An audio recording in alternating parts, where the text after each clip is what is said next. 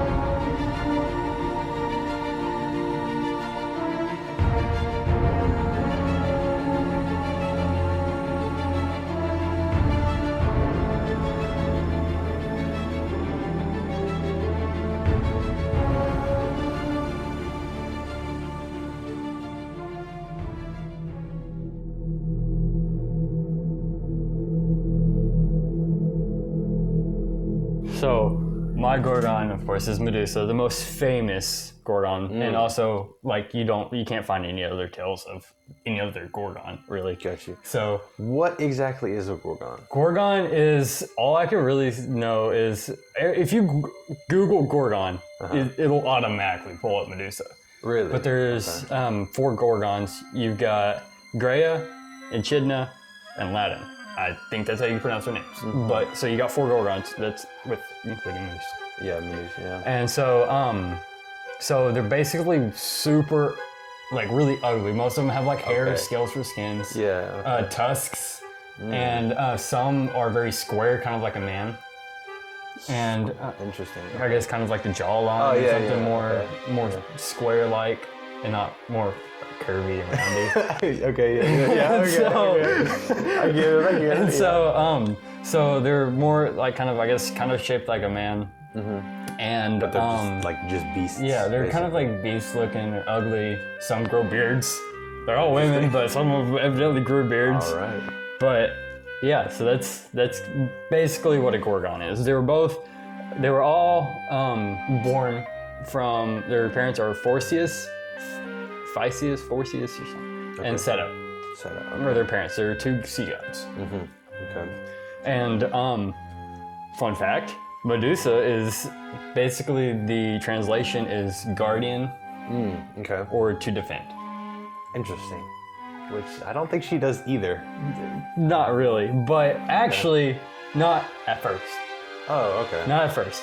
So let's get into the start of the story. Okay. The only mortal among Gorgon sisters was Medusa. And she was distinguished from by the fact that she was born as the most beautiful face. Ovid especially praises the glory of the hair. Most wonderful of her charms, the sea gods of Poseidon seems to have shared his admiration for one of the couldn't resist the temptation and impregnated Medusa. Ah, okay. So this one just says Poseidon impregnated her. Okay. I've read several where she was ravaged by Poseidon, which is raped pretty much by Poseidon. Dang. And then I've read only one of them that says she fell in love with him, but I found more that she was ravaged and impregnated.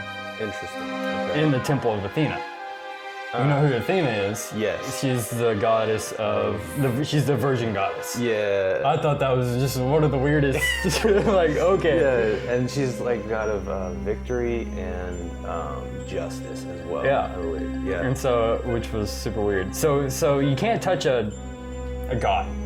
So she was punished she was enraged. The virgin goddess transformed Medusa's enchanting hair into a coil of serpents, turning the youngest Gorgon into the monster we described above.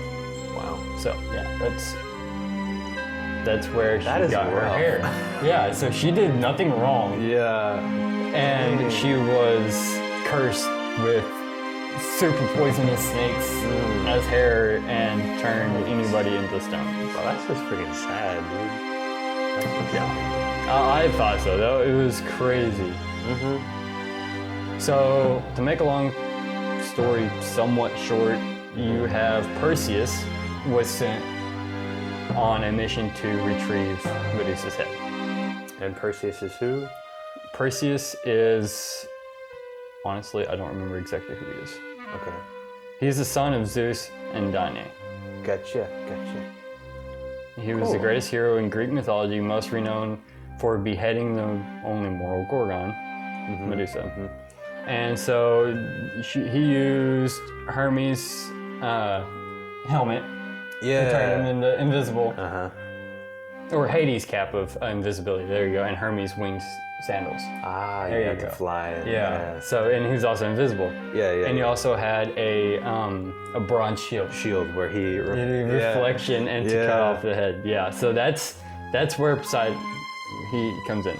Gotcha. So he cuts off the head, right? Right. For Medusa was pregnant at the time of her death. And when Perseus severed her head, her two unborn children, Chrysaor and Pegasus, suddenly sprang from her neck. What? Came from her blood. So she gave birth, pretty much, to Pegasus. What? And the Golden Giant, basically. No way. Yeah, so the famous white-winged horse No is way. her son. Wow. Yeah, it blew me out of the water when I read this. It was I had no idea. Yeah. And so yeah, like, I would have never even. Poseidon, so Poseidon's kid is also Pegasus. Pegasus. Weird. That changes everything for me. I'm never gonna look at Pegasus the same. Exactly. Your mom could turn like anybody into stone. Like, weird. Yeah. So from the most hideous creature came one of the beautiful. One of the most beautiful. Yeah. Wow. And then also, That's crazy. Chizar or whatever is the Golden Giant. Just what he's on. Okay, I don't think I've ever heard of I don't either, but that's cool. kind of what I read. I didn't read much on him. Wow. But yeah, I thought it was crazy when Pegasus. Wow. So they suddenly sprang from her neck. The Gorgons were awoken by the noise and did their best to avenge the death of her sister. But they could neither see nor catch Perseus, for he was wearing Hades' cap of invisibility and Hermes' wing sandals.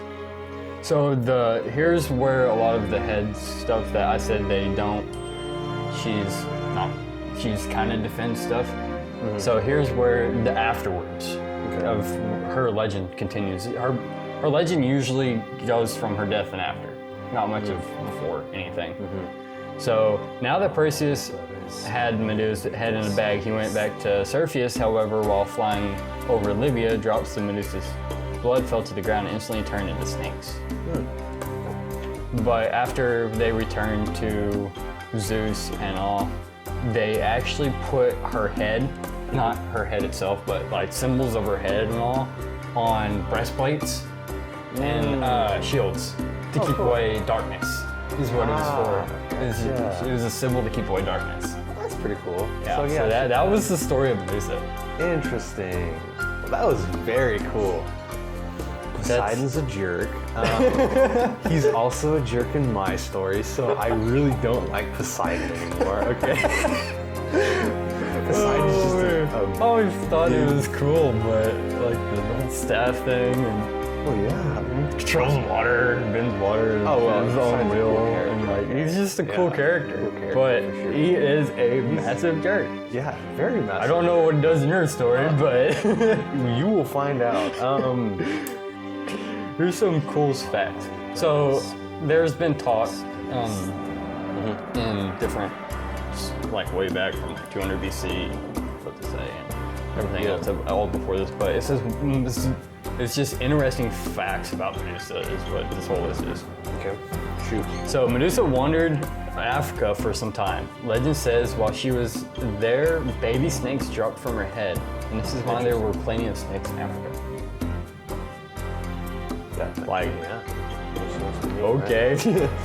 She was only immortal. Yeah, she was the only mortal one? She was the only mortal. She was the prettiest and also the mortal. Her other sisters were immortal. Interesting. Yeah. Leonardo da Vinci did a painting of her using oil on a canvas, and I mean, there was just, she was made in marble and bronze sculpts on chest plates and shields and pendants and all.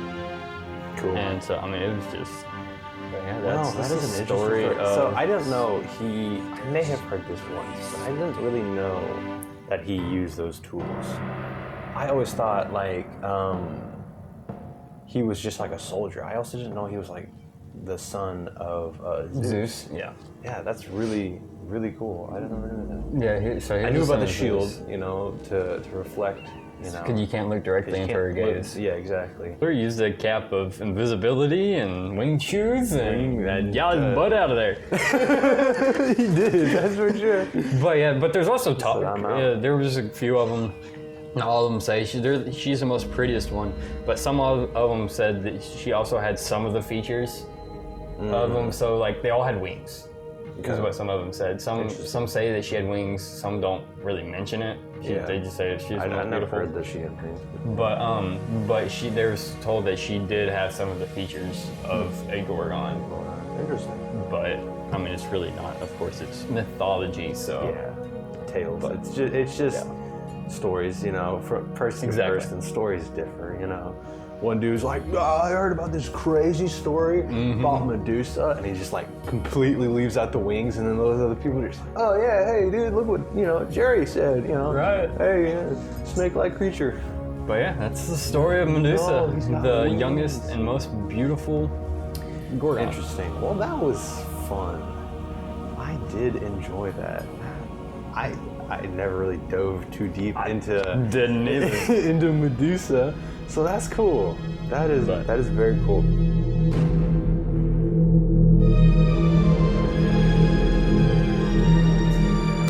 Well, I suppose it's my turn to go. Let's hear it. And dive into the story of the Minotaur. I wonder how Poseidon's even more of a jerk. That's what I'm wondering. Okay. Yes. Okay. So he's not at first a jerk. Okay. But he's kind of provoked into it. Okay. Okay. Anyway, so the myth of the Minotaur is one filled with fascinating science and unsettling imagination. Very unsettling. You'll get to it. You'll get to it. Okay. Today we travel to ancient Greece, specifically the island of Crete. Now, in Greek mythology, there were many gods, and the head of these gods was a figure called Zeus. Okay, we know about Zeus. Zeus, he's a whole other story. We're more concerned about one of his sons, Minos. Minos in Greek mythology was the self-proclaimed ruler of the island of Crete. So it was just like one day he's like, "Yep, it's my island. I rule it. I claim this island. This is me." You know, not surprisingly, his rule over the island came into question by one of his very own brothers. His brother's like, "You really own that island?" I don't think this was put in legal court here in front of Zeus. For real. So to prove that Minos' rule was quote unquote the will of the gods, Minos sacrificed a bull to the god Poseidon. All right, here we get into it. And asked for another bull to be sent by the gods so that he again could sacrifice. So sacrifice, send me another bull out of the blue, and I'll sacrifice it again, and that shows to my brothers that I am, you know, the ruler of Crete. Poseidon answered and sent a beautiful white bull from the sea to Minos, right? But Minos, taking compassion for the beautiful creature, because he was just like, it's too beautiful, I can't sacrifice it. Legitimately. We're talking about a bull, and he's like, oh, it's so beautiful. I can't do it, man. And so he's like, no, I'll set you free, and sacrifices a regular bull to Poseidon. And finding out, Poseidon was very, very angry. Oh, I don't want to do it. I mean, if I sent my most beautiful bull to him. But here's the really messed up part, all right? For punishment, he cursed the wife of Minos to fall in love with a white bull. And fall in love they did. Now, I will not go into detail about the next few events. Okay. But just know they led to the conception and birth of what we now know today as the Minotaur. Okay. Okay, so Minos did eventually find out about this disastrous creature. And in disgust, of course, built a maze below Crete and trapped the Minotaur there. Some say it was like just normal maze, some say it was like he hired this engineer, and he made it completely inescapable. Like, you cannot escape whatsoever. So, either way, it's a maze. Okay, so he trapped the Minotaur there.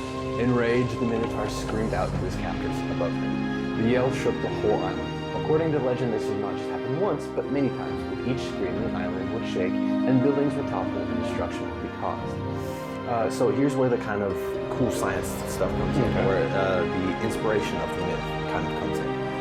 Archaeologists for decades have tried to find the legendary maze of the Minotaur, but to no avail. What has been found, however, is what's thought to be the inspiration of the myth itself.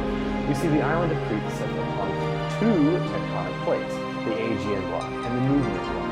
With this positioning, Crete experienced earthquakes quite heavily. Of course, we don't have any records of the seismic activity way back in the day of the Roman era, but we do have it from the year of 2014. In that 1 year, Crete experienced 1,300 earthquakes. 1,300, okay. That's a lot of earthquakes. To show you the gravity of that number, the state of California, a very much larger area, only experienced 255. So about 1,000. That's a lot of earthquakes there. That's a lot of earthquakes, okay? Yeah. This is what historians believe to be the influence for our story today. So the big old scream is just the Minotaur. You know, what we know now today is an earthquake was at one time considered to be the ground shaking down for refugees. That may have been some of the inspiration of the story. But the story does not stop there, however. You see, the beast has an end to the Greek mythology. And it was delivered by the hand of a young man called Theseus. First, some background. In order to appease the beast lord, the Athenians would sacrifice 14 young men and women to the beast every 9 years, or every year according to some places. And again, that's little differences in the story. They would send them down into the maze to meet their fate. This is where we meet our hero, Theseus. Upon seeing the horrible sacrifices that took place, Theseus decided to go and do something about it. His plan? To go into the maze himself and slay the beast. This unescapable maze.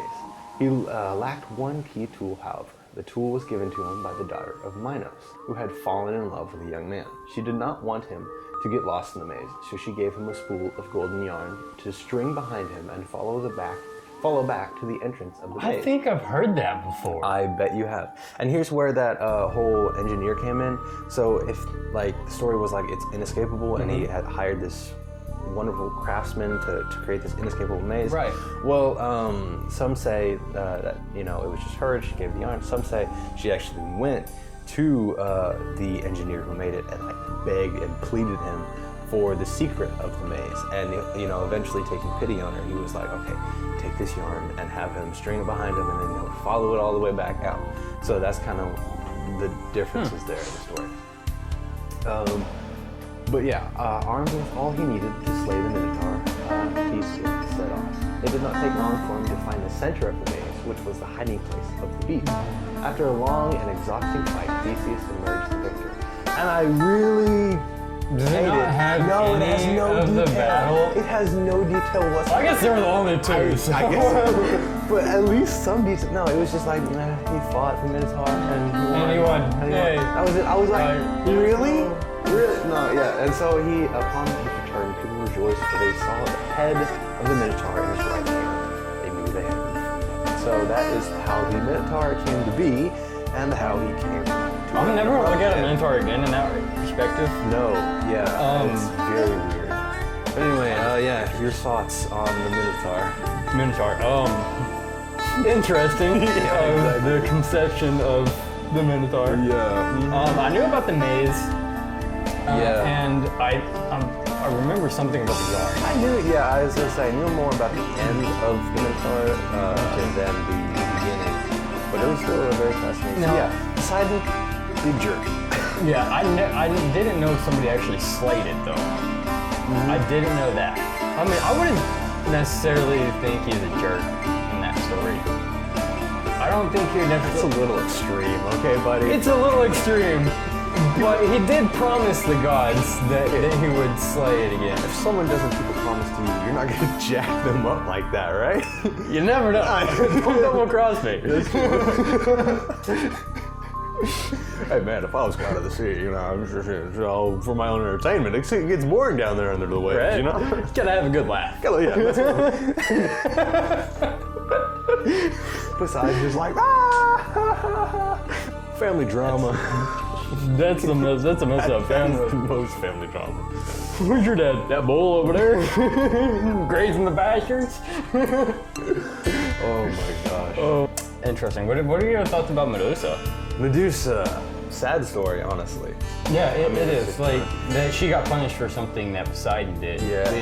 What Did Zeus' son have a reason to kill her?